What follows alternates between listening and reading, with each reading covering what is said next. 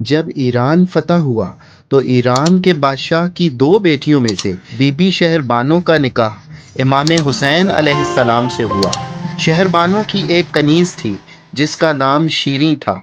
جب امام حسین علیہ السلام نے شیریں کو آزاد کر دیا اور اسے اپنے آبائی وطن واپس جانے کا کہا تو شیریں نے کہا، آقا، سب بیبیاں علی اکبر کی شادی کی بات کر رہی ہیں، مولا آپ ہمیں تب تک یہیں رہنے دیں۔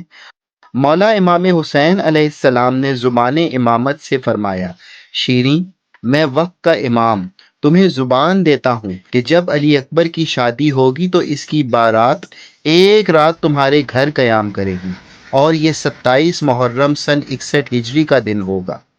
یہ سن کر شیریں خوشی سے نہال جانے لگی۔ وقت رخصت بی بی زینب بنت علی کے پاس آئی اور پاؤں پکڑ کر کہنے لگی کہ اپنے ساتھ بہن بیٹی کی طرح رکھنے پر آپ کا شکریہ۔ پھر پاک بی بی سے کسی خاص نصیحت کا کہا۔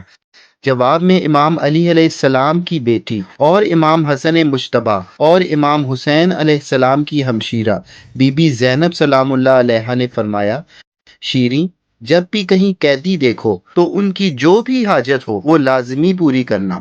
شیریں نے وعدہ کیا اور اپنے آبائی وطن واپس چلی گئی۔ یہاں پر شیریں کا نکاح زہر اسکلانی نام کے شخص سے ہوا۔ وقت گزرتا گیا، شیریں کو تو اس دن کا انتظار تھا جب اس کے مولا و آقا حسین ابن علی اس کے گھر مہمان ہو اور وہ علی اکبر کے سر پر اپنے ہاتھوں سے صحرا سجائے۔ آخر 27 محرم 61 ہجری کا دن آ ہی گیا۔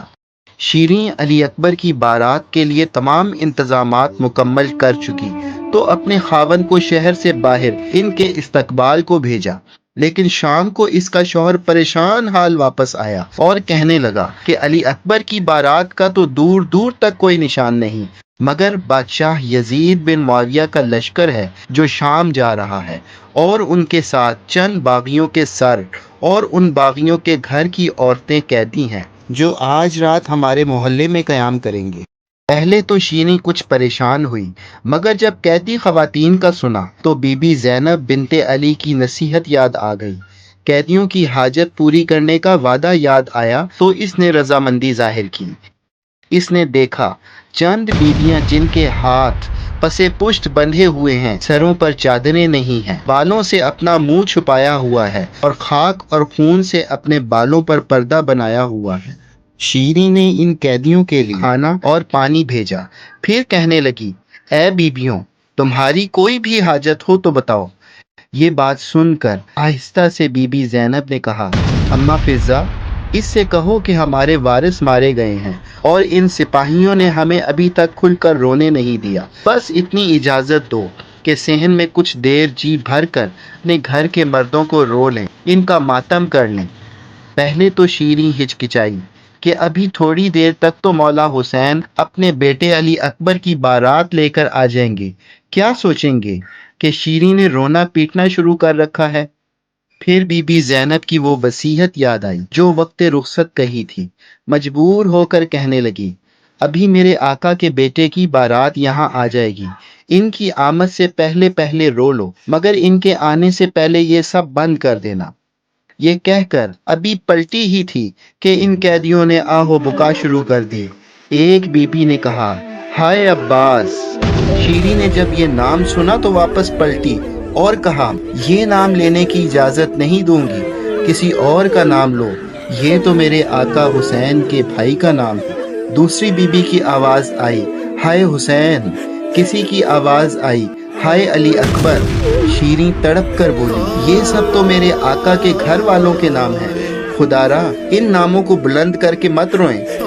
اتنا سننا تھا کہ بی بی زینب نے اپنے چہرہ اقدس سے بال ہٹائے اور کہا، شیریں، پہچان، میں ہی علی کی بیٹی ہوں، میں ہی حسن و حسین کی ہمشیرہ ہوں، اور وہ جو سامنے نیزے پر سر ہے وہ تیرے آقا حسین کا سر ہے جسے کربلا کے میدان میں پیاسا لب شہید کر دیا گیا، اور وہ جو نیزے پر سر ہے وہ علی اکبر کا سر ہے، اور یہی وہ بارات ہے جو آج رات تیرے گھر قیام کرے گی۔